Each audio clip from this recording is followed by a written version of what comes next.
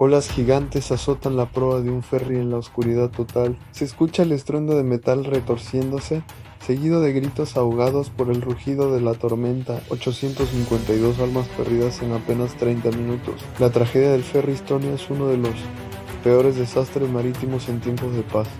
Pero, ¿fue realmente un accidente o la punta de un iceberg mucho más siniestro? Hoy vamos a sumergirnos en las profundidades del mar Báltico para desentrañar los misterios que rodean la última noche del Estonia. El M-Finke Estonia no era un barco cualquiera, era un símbolo de la nueva era postsoviética, un puente flotante que conectaba Tallinn, en la recién independizada Estonia, con Estocolmo en Suecia. Para muchos estonios, cada viaje era una celebración de libertad, una oportunidad de conectar con el mundo occidental que por tanto tiempo les fue negado. Era un ferry moderno, robusto, de tipo Ro-Ro, diseñado para transportar tanto pasajeros como vehículos en su cubierta inferior. Inaugurado en 1980, había servido bajo otros nombres antes de ser rebautizado como Estonia y convertirse en el orgullo de la nación. Su ruta era vital no solo para el turismo y el comercio, sino también como un lazo cultural y emocional entre los dos países. Nadie podía imaginar que este símbolo de esperanza se convertiría en una tumba de acero en el fondo del mar. La noche del 27 de septiembre de 1994, el Estonia zarpó del puerto de Tallinn con destino a Estocolmo. A bordo viajaban 989 personas entre pasajeros y tripulación. Las condiciones meteorológicas no eran ideales, pero tampoco extraordinarias para el Báltico en otoño. El mar estaba agitado, con olas de hasta 4 metros, pero nada que un barco de ese calibre no pudiera manejar. Las primeras horas del viaje transcurrieron con normalidad. Los pasajeros cenaban en los restaurantes, disfrutaban de los espectáculos o descansaban en sus camarotes. Sin embargo, poco después de la medianoche, todo cambió de forma catastrófica. Alrededor de la 1 de la madrugada del 28 de septiembre, varios pasajeros y miembros de la tripulación escucharon unos fuertes golpes metálicos provenientes de la proa. Al principio muchos no le dieron importancia, atribuyéndolo al movimiento normal del barco en el mar embravecido, pero los ruidos se hicieron más fuertes, más violentos. Eran los sonidos de la visera de proa, una enorme pieza de acero de 55 toneladas que permitía la entrada y salida de vehículos, luchando contra la fuerza implacable de las olas. De repente los seguros que la mantenían cerrada cedieron. La visera fue arrancada de cuajo por el oleaje, cayendo al mar y arrastrando consigo la rampa de acceso a la cubierta de vehículos. Fue como abrir una puerta gigante a la furia del océano. Toneladas de agua comenzaron a inundar la cubierta de carga a una velocidad alarmante.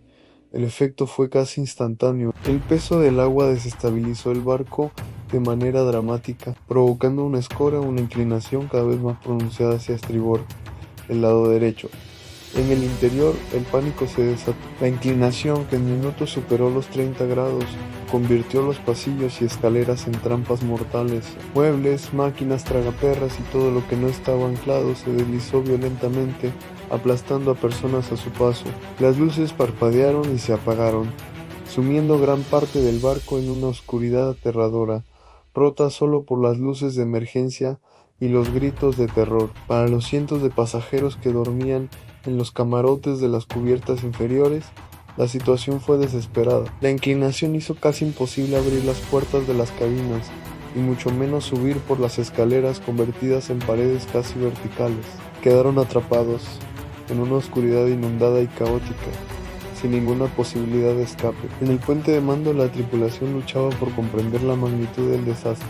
Se emitió una llamada de socorro fragmentada y confusa a Mayday, Mayday, Estonia, por favor. La escora era tan severa que los sistemas principales fallaron. Menos de 30 minutos después de que la visera se desprendiera, el Estonia se hundió por completo en las gélidas aguas del Báltico. La rapidez del hundimiento fue brutal. No dio tiempo a organizar una evacuación ordenada ni a desplegar la mayoría de los botes salvavidas. Los que lograron salir del barco se enfrentaron a otro infierno del agua helada, con temperaturas apenas por encima del punto de congelación y olas gigantescas en plena noche. Se aferraban a balsas salvavidas volcadas y a cualquier resto flotante, luchando contra la hipotermia y el agotamiento. Los primeros helicópteros de rescate y los barcos que acudieron a la llamada de socorro llegaron a una escena desoladora en un mar de luces de chalecos salvavidas parpadeando en la oscuridad, pero muy pocos signos de vida. De las 989 personas a bordo, solo 137 sobrevivieron. 852 vidas se perdieron esa noche, convirtiendo a la Estonia en el naufragio con más víctimas en aguas europeas desde la Segunda Guerra Mundial. La investigación oficial conjunta de Estonia, Finlandia y Suecia concluyó en 1997. El informe determinó que la causa del desastre fue un fallo de diseño en los cierres de la visera de proa, que no resistieron la fuerza de las olas. El agua que inundó la cubierta de vehículos fue el factor determinante del rápido hundimiento. El informe calificó el suceso como un trágico accidente, provocado por una combinación de mal tiempo y debilidades estructurales del barco, desconocidas hasta ese momento. Caso cerrado, ¿verdad? Pues no. Para muchos supervivientes, familiares de las víctimas y expertos independientes, la versión oficial dejaba demasiadas preguntas sin respuesta. Aquí es donde la historia se vuelve aún más oscura y comienzan a surgir las teorías de conspiración. Una de las más persistentes y documentadas afirma que el Estonia estaba siendo utilizado para transportar de contrabando equipamiento militar de origen soviético. Según esta teoría, el ferry habría realizado varios viajes transportando tecnología comprada a militares rusos. Tras la caída de la Unión Soviética, la noche del desastre llevaría una carga especialmente sensible. ¿Podría una potencia extranjera o incluso una facción dentro de los servicios de inteligencia haber provocado el hundimiento para interceptar esa carga o para evitar que llegara a su destino? Esta teoría ganó una fuerza increíble cuando, 2000, un equipo de buceo liderado por el periodista alemán Jutta Rabe y el aventurero estadounidense Greg Dimas exploró los restos del naufragio. Sus cámaras captaron imágenes de un agujero en el casco del Estonia, en el lado de estribor, por debajo de la línea de flotación. Un agujero que, según sus expertos, parecía compatible con el daño causado por una explosión. ¿Fue el Estonia saboteado? La comisión oficial siempre negó la existencia de dicho agujero, pero las imágenes estaban ahí. Años después, en 2020, un documental televisivo utilizó un vehículo submarino operado a distancia y reveló no uno, sino varios agujeros y desgarros en el casco que no habían sido documentados previamente, el más grande de unos 4 metros de altura. Este hallazgo fue tan contundente que obligó a los gobiernos de Estonia y Suecia a reabrir la investigación, rompiendo el acuerdo de no perturbar el lugar del naufragio, considerado un cementerio marino. ¿Podrían estos agujeros explicar por qué el barco se hundió tan rápido?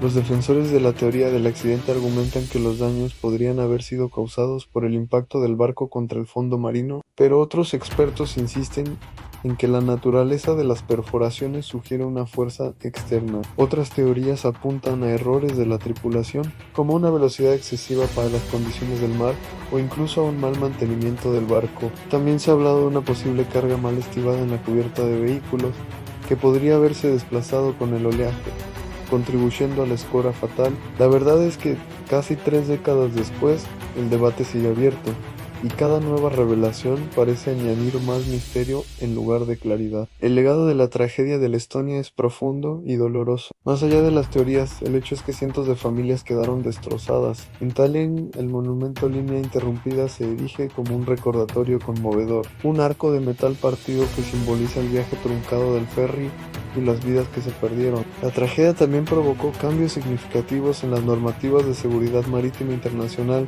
especialmente para los ferries de tipo Ro-Ro. Se mejoraron los sistemas de cierre de las viseras, se implementaron nuevos protocolos de evacuación y se hizo obligatoria la instalación de registradores de datos de viaje, las cajas negras de los barcos. El hundimiento del Estonia es una historia sobre la fragilidad humana frente a la fuerza de la naturaleza, pero también es un oscuro relato sobre secretos, dudas y la búsqueda incesante de la verdad.